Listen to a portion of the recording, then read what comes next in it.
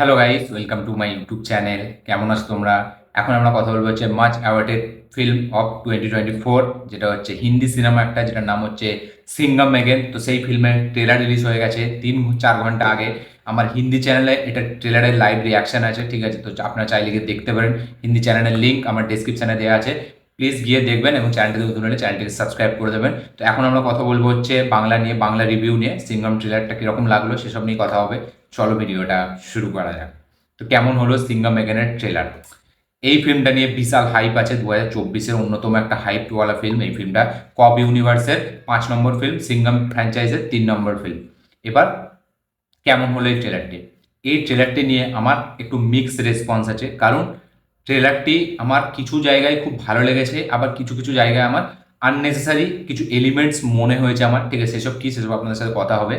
তো সব থেকে প্রথম, এই ট্রেলারটিতে আমরা দেখতে পাচ্ছি সিম্পল, খুবই সিম্পল গল্প, যে এখানে করিনা কাপুর মানে বাজিরাও সিংঘমের ওয়াইফ, তাকে কিডন্যাপ করে নেওয়া হচ্ছে। এবার তাকে বাঁচাতে যাচ্ছে শ্রীলঙ্কাতে, যেটা হচ্ছে অজয় দেবগন তাকে মানে ফিরিয়ে আনার জন্য যাচ্ছে শ্রীলঙ্কা, যেখানে হচ্ছে অর্জুন কাপুর এখানে মেন ভিলেন, সেই কিডন্যাপ করেছে করিনা কাপুরকে। তো অজয় দেবগন কি শ্রীলঙ্কা থেকে তাকে ফিরিয়ে আনতে পারবে, সেটা দেখার জন্য এই ফিল্মটা দেখতে হবে।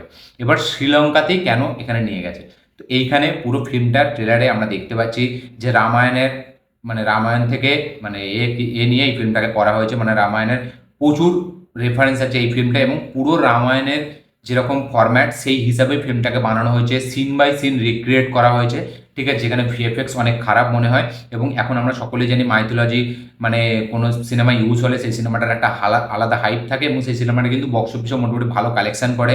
রিসেন্ট টাইমে আমরা দেখেছি কান্তারা দেখেছি, আমরা হনুম্যান দেখেছি, ঠিক আছে? আমাদের RRR যদি বলি, তো অনেক সিনেমায় সাউথের যেখানে মাইথোলজিক্যাল রেফারেন্স ইউজ করা হয়, তো হিন্দিতেও এখন করে সেটাকে করা হচ্ছে। এবং রোহিত শেট্টি এই ফিল্মে পুরো ফিল্মটাকে রামায়ণের রেফারেন্স দিয়ে বানিয়েছে সেই ফিল্মটা, এবং বলা যায় একটা অ্যাকশন থ্রিলার মাইথোলজিক্যাল ফিল্ম এটাকে বলা যায়, এই জনরাটা।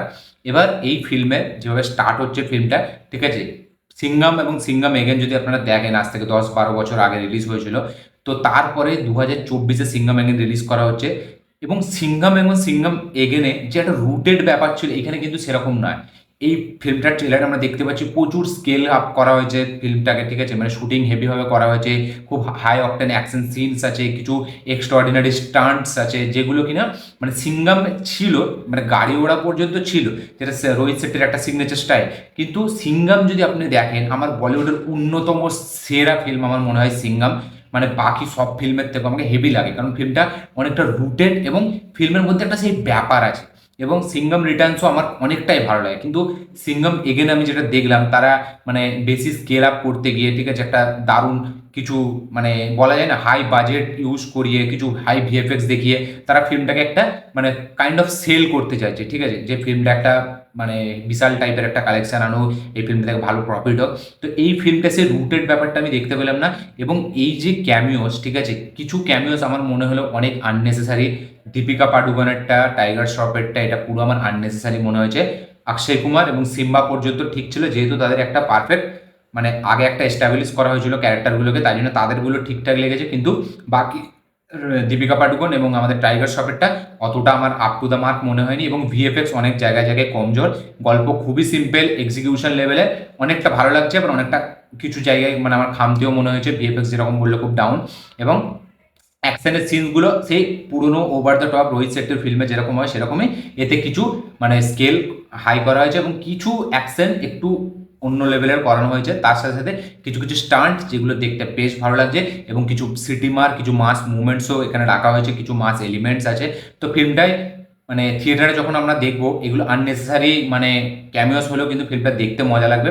দেখা যাক রোহিত শেট্টি কি প্রেজেন্ট করছে আমাদের সামনে। তো ট্রেলারটা আমার কাইন্ড অফ কিছু কিছু আমার বলা যায় আমার মানে 65% আমার ট্রেলারটি ভালো লেগেছে। 35 আমার ট্রেলারটি একটু ডাউন মনে হয়েছে। আমার মনে হচ্ছে আর একটু বেটার হতো। দেখা যাক রোহিত শেট্টি এবার এত বড় স্কেলটাকে নিয়ে গিয়ে একটা হাই অকটেন, ঠিক আছে, এত একটা গ্র্যান্ডার দিয়ে এই সিনেমাটাকে কীরমভাবে বানিয়েছে, এবং এতে যে মানে এগুলো আছে, এই যে ক্যামিওসগুলো আছে, সেগুলো নিয়ে পরে কী কী সিনেমা আমরা দেখতে পাই এবং ফিল্মটা কীভাবে এক্সিকিউট করে প্রেজেন্ট করে, এটাই দেখবার মতো বিষয় হবে। এবং এই ফিল্মে যেটা আমরা শুনেছিলাম, আমি আগের আপডেট ভিডিওতেই বলেছিলাম যে চুলবুল পান্ডে মানে সালমান খানের ক্যারেক্টারের একটা ক্যামিও থাকতে চলেছে, যেটা কিন্তু ট্রেলারে আমরা কোথাও হিন্ট পাই না। কিন্তু একটা জায়গায় রণবীর সিং বলে যে कौन कौन आने वाला है, ঠিক আছে। তো এবার দেখা যাক, হয়তো পোস্ট ক্রেডিট সিনে আমাদেরকে সেই ক্যারেক্টারটার সাথে ইন্ট্রোডিউস করানো হবে, সিনেমার সারপ্রাইজ প্যাক হিসাবে সেটাকে লুকিয়ে রাখা হয়েছে। দেখা যাক চুলবুল পান্ডের ক্যারেক্টারটাকে আমরা ফাইনালি দেখতে পাই নাকি। যেরকম insider report, Chulbul পান্ডের character Singham এখানে থাকবে, এটা পুরোপুরি কনফার্ম।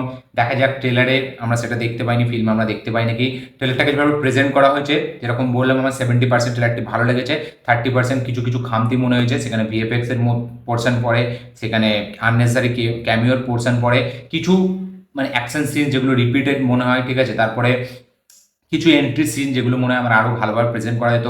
অজয় দেবগন তাকে অ্যাজ এ সিঙ্গম আরও মানে একটু ভালোভাবে বেটার করে প্রেজেন্ট করা যেত। সব কিছু মিলিয়ে এই ট্রেলারটা আমার একটা ঠিকঠাক, একটা ডিসেন্ট, একটা মানে এনজয়েবল ট্রেলার মনে হয়, এবং এন্টারটেনমেন্ট ফ্যাক্টর আছে, এবং ফিল্মটা দেখার জন্য এক্সাইটেড তো অবশ্যই করে। এবং যেটা এই ট্রেলারে আমার সব থেকে হেভি লেগেছে সেটা হচ্ছে অর্জুন কাপুর, সে এখানে হাইলাইট। অর্জুন কাপুরের তাকে মিনিমাম টাইমের জন্য দেখালো, তার কিন্তু বেশ এখানে একটা স্ট্রং ক্যারেক্টার হতে চলেছে সে। দেখা যাক ফিল্মটা কীরকম হয়। আমার এই ট্রেলারটি ঠিকঠাক টু ডিসেন্ট এবং খুব ভালো একটা এনজয়েবল ট্রেলার মনে হয়েছে। খুব আপ টু দ্য মার্ক বা এক্সট্রাঅর্ডিনারি কিছু না, কিন্তু আবার খুব খারাপও না, আবার একটু খারাপ যে এরকম না, মোটামুটি ভালোই ট্রেলারটি। আপনাদের কি মতামত, কি বক্তব্য অবশ্যই কমেন্ট করে জানাবেন। কারা কারা সিঙ্গাম এগেন দেখার জন্য বিশাল এক্সাইটেড কমেন্টে লিখে জানাবেন। আমার হিন্দি চ্যানেলটা যারা সাবস্ক্রাইব করেননি প্লিজ গিয়ে সাবস্ক্রাইব করুন। Live reaction, trailer reaction, teaser reaction সব সেইখানে থাকে, অবশ্যই আপনারা গিয়ে চেক আউট করবেন। ভিডিওটি ভালো লেগে থাকলে লাইক শেয়ার কমেন্ট করে দিন। চ্যানেলটি নতুন হলে চ্যানেলটিকে সাবস্ক্রাইব করুন, বেল আইকনটি প্রেস করতে ভুলবেন না। দেখা হচ্ছে পরের ভিডিওতে, ততক্ষণের জন্য